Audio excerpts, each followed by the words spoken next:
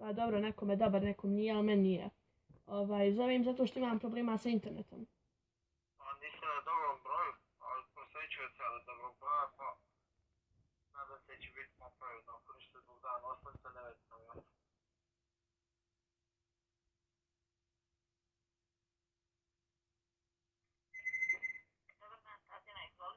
Dobar dan, ovako, ja se zovem iz Jezera, mjesto kod Mrkonjić grada, ne znam da li znate, uglavnom nije bitno.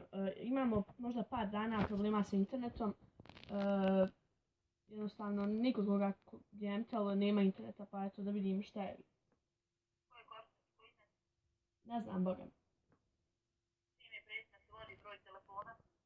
Ne znam, ni to, uglavnom rješavajte to kako znate i umijete, da znači ne bismo mijenjali internet.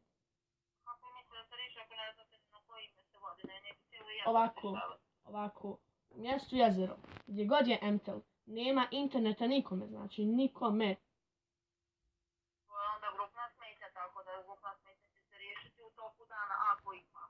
U toku dana internet se pojavi na 2-3 minute i nestani. I ne bude ga po 2-3 sata.